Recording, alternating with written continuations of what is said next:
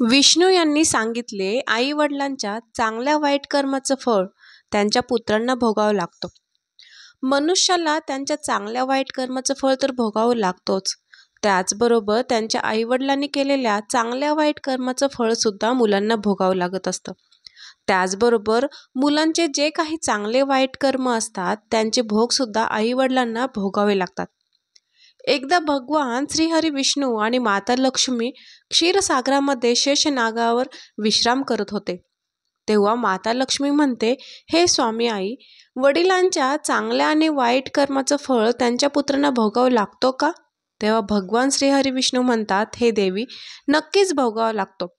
आज मी तुम्हाला प्राचीन काळातील एक अत्यंत महत्त्वपूर्ण कथा सांगतो, जी ऐकल्यानंतर तुम्हाला कळेल की कशा प्रकारे आई वडिलांच्या चांगल्या वाईट कर्माचे फळ त्यांच्या मुलांना भोगावे लागते. त्यानंतर भगवान श्रीहरी विष्णू कथेला सुरुवात करतात आणि म्हणतात, हे देवी, प्राचीन काळातील गोष्ट आहे. एका गावामध्ये एक शेतकरी राहत होता. तो शेतकरी खूपच गरीब होता. मेहनत मजुरी करून त्याच्या घराचा खर्च तो चालवत होता. त्याला मजुरीमध्ये दिवसभर काम केल्यानंतर 20 रुपये मिळायचे. त्यामधील 100 रुपये तो नित्यनेमाने दान करत असे आणि उरलेल्या 10 रुपयांमध्ये कुटुंबाचे पालनपोषण करत असे. अशाच प्रकारे काही दिवस निघून गेले. त्यानंतर त्या शेतकऱ्याला 2 पुत्र झाले. आता त्या शेतकऱ्याच्या कुटुंबात एकूण 4 सदस्य झाले होते. नवरा बायको आणि त्यांची 2 जुळी मुलं. हळूहळू त्यांच्या पालनपोषणामध्ये शेतकऱ्याला अडचण येऊ लागली, कारण दिवसागणिक महागाई वाढत चालली होती. पुढे भगवान श्रीहरी विष्णू माता लक्ष्मीला म्हणतात, हे देवी, एका दिवसाची गोष्ट आहे. शेतकऱ्याचा मुलगा त्याच्या वडिलांना म्हणाला, बाबा, तुम्ही रोजच्या रोज 20 रुपये कमवता, ज्यापैकी 10 रुपये तुम्ही दान करता आणि उरलेले 10 रुपयांमध्ये आपला उदरनिर्वाह करणे खूप कठीण आहे. शेतकऱ्याला शांत पाहून त्याची बायको म्हणाली, नाही बाळा, असं काहीच नाही. तुझे वडील रोज 20 रुपये कमवतात आणि 10 रुपये दान करतात. हे जे काही दानधर्म करतात ते तुमच्यासाठीच करतात, दुसऱ्यांसाठी नाही. परंतु त्या दोन्ही मुलांना ही गोष्ट समजत नव्हती, कारण ते दोघेही अजून लहान होते. पुढे भगवान श्रीहरी विष्णू म्हणतात, हे देवी, त्यानंतर असाच काही काळ पुढे सरकला आणि शेतकऱ्याचे दोन्ही पुत्र हळूहळू मोठे झाले.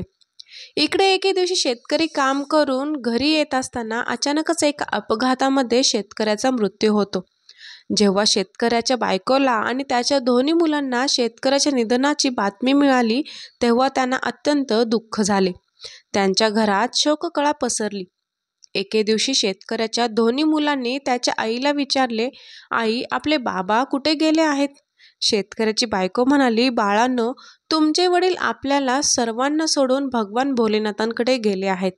जेव्हा तुमचे वडील होते तेव्हा ते रोज 20 रुपये कमवायचे. त्यापैकी 10 रुपयांमध्ये आपले पालनपोषण करायचे आणि बाकीचे 10 रुपये ते दान करायचे. परंतु आता तुमचे वडील नाहीत, त्यामुळे आता आपले पालनपोषण कसे होईल? पुढे आई म्हणाली, बाळांनो, ज्या घरामध्ये गरिबी असती त्यांचा कोणीही मदतनीस नसतो. अशांपासून सगळेजण दूर पळू लागतात. फक्त देवालाच त्यांची काळजी असते, कारण देवच गरिबांचा सहाय्यक आहे. मुलं त्यांच्या आईला म्हणाले, आई, तू असा विचार करू नकोस.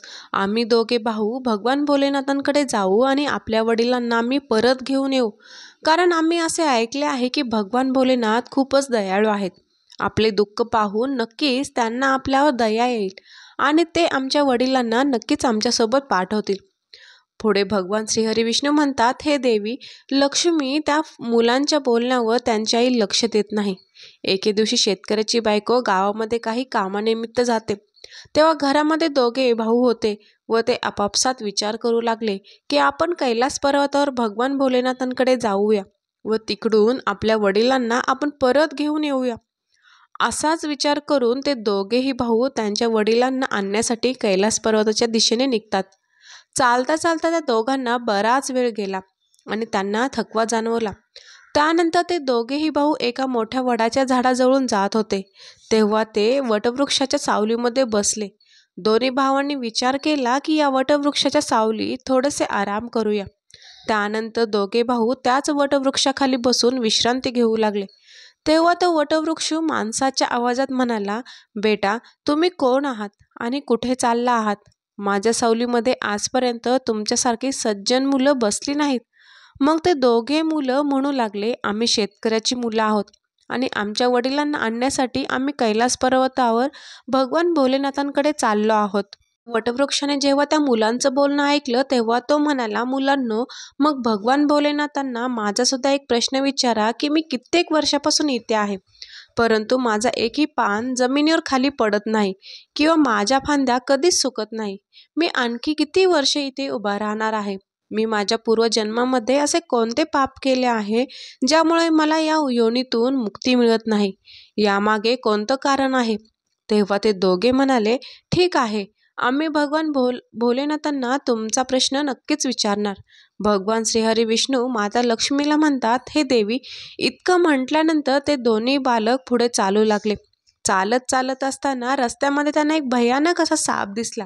त्या सापाला पाहून दोघे भाऊ भीतीने थरथरू लागले. ते दोघे भाऊ तिथून पळून जाणारच होते तेव्हा तो साप मनुष्याच्या आवाजात बोलू लागला, बाळांनो, तुम्ही मला घाबरू नका. तुम्ही फक्त मला एवढेच सांगा की तुम्ही कोण आहात आणि कुठे जात आहात. तेव्हा ते दोघे मुलं त्या सापाजवळ गेले आणि हात जोडून म्हणू लागले, हे नागदेवता, आम्ही दोघे एका शेतकऱ्याची मुलं आहोत. आम्ही दोघे जुळे भाऊ आहोत. आम्ही दोघे कैलास पर्वतावर आमच्या वडिलांना आणण्यासाठी चाललो आहोत. तेव्हा तो साप म्हणाला, मग मुलांनो, तुम्ही भगवान भोलेनाथांना माझा एक प्रश्न नक्की विचारा. मी अनेक वर्षांपासून इथे पडून आहे. माझ्याच्याने आता चालणेही शक्य नाही. माझ्या शरीरामध्ये इतके प्राण नाहीत की मी थोडासुद्धा चालू फिरू शकेल. मी माझ्या पूर्वजन्मामध्ये असे कोणते पाप केले आहे ज्यामुळे मला या योनीतून सुटका मिळत नाही? यामागे कोणते कारण आहे? तेव्हा ते दोघे म्हणाले, ठीक आहे, आम्ही नक्कीच विचारू. त्याचबरोबर भगवान श्रीहरी विष्णू माता लक्ष्मीला म्हणतात, हे देवी. त्यानंतर ते दोघं मुलं पुढे चालू लागली. चालता चालता रस्त्यात त्यांना एक शेठ भेटला. शेठ म्हणाले, मुलांना, तुम्ही दोघे कोण आहात आणि इतक्या कडक उन्हात तुम्ही कुठे चालला आहात? दिसायला तर तुम्ही खूपच सज्जन दिसत आहेत. तेव्हा ती मुलं म्हणाली, शेठजी, आम्ही दोघे शेतकऱ्याचे पुत्र आहोत. आम्ही दोघे जुळे भाऊ आहोत. आम्ही दोघेही कैलास पर्वतावर भगवान भोलेनाथांकडे आमच्या वडिलांना आणण्यासाठी चाललो आहोत. तेव्हा ते शेठ म्हणाले, तुम्ही भगवान भोलेनाथांना माझा एक प्रश्न नक्कीच विचारा. शेठ म्हणतो, मुलांनो, मी या मार्गाने चालणाऱ्या वाटसरूंची तहान भागवण्यासाठी अनेक वर्षांपासून इथे विहीर खोदत आहे, परंतु या विहिरीला पाणी अजूनही लागत नाही. मी माझ्या पूर्वजन्मामध्ये असा कोणता अपराध केला होता ज्यामुळे या विहिरीला अजूनही पाणी लागले नाही? मी ही विहीर खोदण्यासाठी खूप सारे पैसे खर्च केले आहेत, परंतु अजूनही या विहिरीला पाणी लागलं नाही. मग यामागे काय कारण आहे? हे तुम्ही भोलेनाथांना नक्की विचारा. तेव्हा ते दोघे मुलं म्हणाले, ठीक आहे शेठजी, आम्ही भगवान भोलेनाथांना तुमचा प्रश्न नक्कीच विचारू.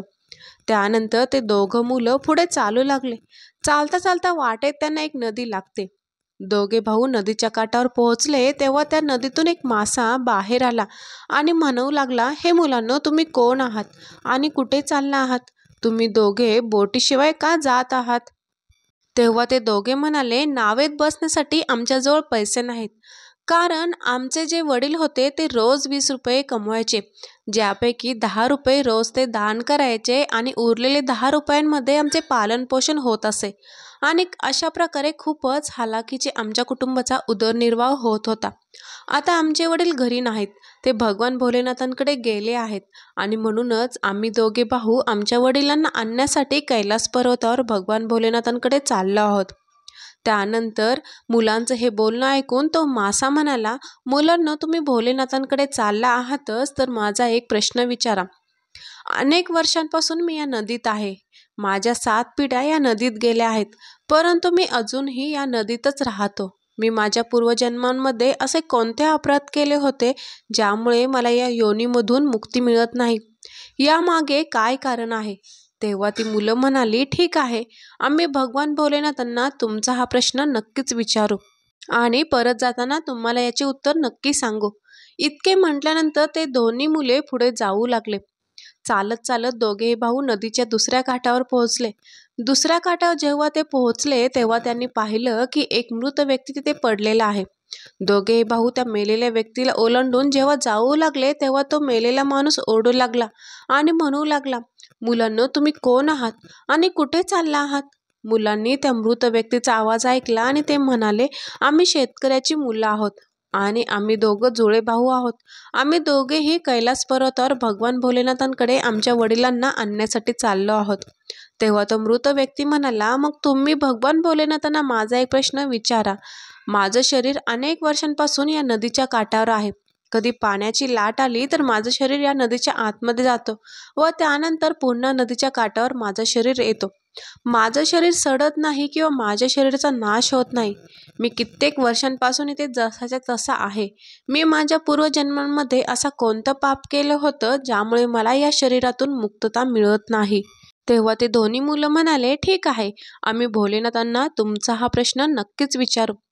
त्यानंतर पुढे भगवान श्रीहरी विष्णू माता लक्ष्मीला म्हणतात, हे देवी. त्यानंतर ते दोघं मुलं पुढे जाऊ लागले.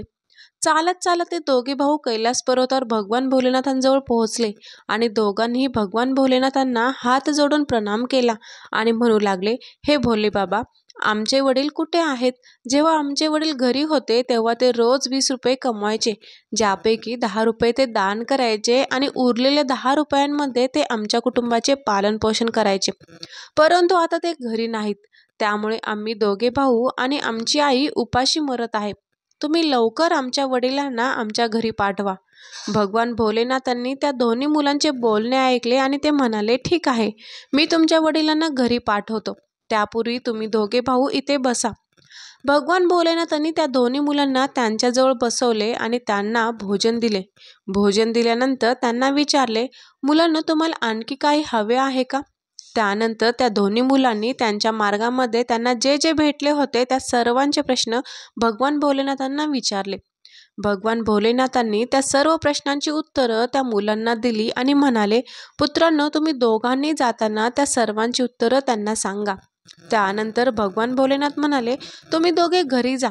तुमची आई तुमची वाट पाहत आहे. तुमचे वडील तुमच्या घरी पोहोचतील. त्यानंतर दोघे भाऊ भगवान भोलेनाथांना प्रणाम करून परत त्यांच्या घरी निघाले. चालता चालता वाटेत त्यांना सर्वप्रथम तोच मृत माणूस भेटला जो नदीकाठी पडला होता. त्या दोन्ही मुलांना पाहून तो मृत व्यक्ती म्हणू लागला, तुम्ही भोलेनाथांना माझा प्रश्न विचारला का? तेव्हा ते दोन्ही मुलं म्हणाले, हो, आम्ही भगवान भोलेनाथांना तुमचा प्रश्न विचारला. तुम्ही पूर्वी खूप मोठे विद्वान होता, परंतु तुम्ही कोणालाही तुमचे ज्ञान दिले नाही. परंतु आता तुम्ही मेल्यानंतर ते ज्ञान तुमच्या आतमध्ये टिकून आहे. जेव्हापर्यंत तुम्ही तुमचे ज्ञान कोणासोबत वाटणार नाही तेव्हापर्यंत तुमच्या आत्म्याला शांती लाभणार नाही. त्यानंतर भगवान श्रीहरी विष्णू माता लक्ष्मीला म्हणतात, हे देवी. त्यानंतर तो मृत व्यक्ती म्हणाला, मुलांना, आता अशा अवस्थेत माझ्याकडे ज्ञान घेण्यासाठी कोण येईल? तुम्हीच माझं ज्ञान घ्या. त्यानंतर त्या मृत व्यक्तीने त्यांच्याजवळ जितके पण ज्ञान होते ते सर्व ज्ञान त्या दोन्ही मुलांना दिले आणि ज्ञान दिल्यानंतर लगेचच त्या मृत व्यक्तीच्या आत्म्याला मोक्षाची प्राप्ती झाली. त्यानंतर दोघे भाऊ तिथून पुढे निघाले. चालता चालता त्यांना तोच मासा भेटला.